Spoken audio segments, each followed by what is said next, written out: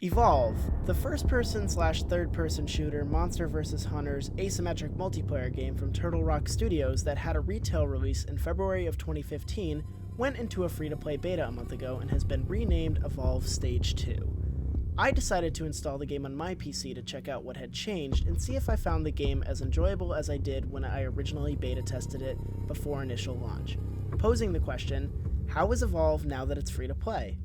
So let's start off with the gameplay, specifically as the Hunters first. Evolve's movement, abilities, and weapons all tend to function very similarly to any other modern shooter.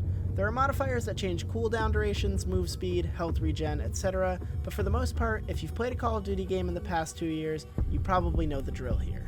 That all being said, it does feel very tight and the familiarity is a good thing, because teamwork is huge as the Hunters, and knowing how to play is one barrier you shouldn't have to get through. I've only noticed a few hitches with traversing the terrain here and there, specifically with clambering on ledges, but it hasn't been game-breaking for me yet. The classes and different characters add a real nice variety to the game in terms of playstyles and teamwork. I mostly played as the medic, but I found some enjoyment as the assault class and I've yet to spend enough time as the trapper or support class to really speak about them. The one new thing that I noticed is that each class can drop a mobile arena bubble to fight the monster in, whereas before, only the trapper was able to do that. As I mentioned earlier, teamwork is huge when playing the Hunters, and Evolve makes that surprisingly easy, whether or not you're able to voice chat with your teammates, just by allowing players to ping where they think the monster is, and also use abilities to help track the monster down. I would recommend playing as a group though, because I found it very enjoyable to be able to communicate with my teammates verbally. Playing as the monster, however, is a whole other beast.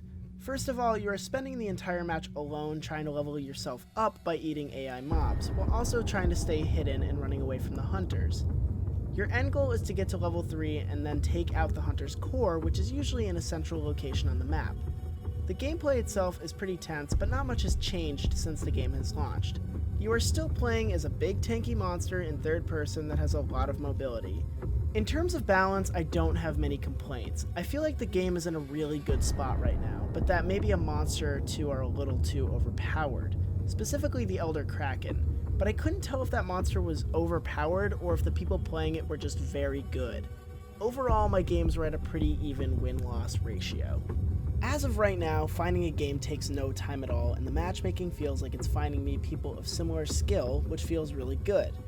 It's no secret that a drastic drop-off in player base after initial launch was the reason that Evolve went free to play in the first place, but according to Steam stats and community posts that have been made since the change, the game has a plethora of active players again.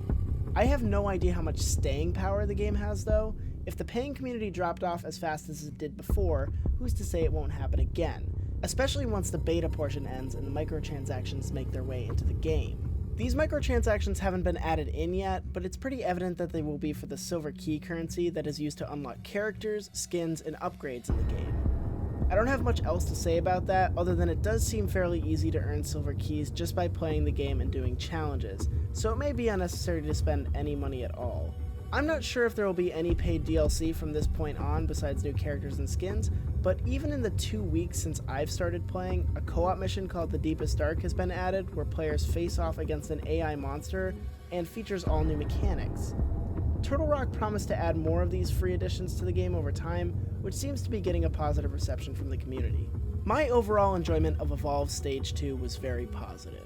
If Turtle Rock keeps pumping out content and keeps the unlocks reasonable to obtain, then I think Evolve Stage 2 will have an active community again. Currently, the beta is only available on PC, but is said to be getting the free-to-play treatment upon full release. If you have a PC and you're looking for a new game to pick up, save your cash, grab some friends, and try out Evolve.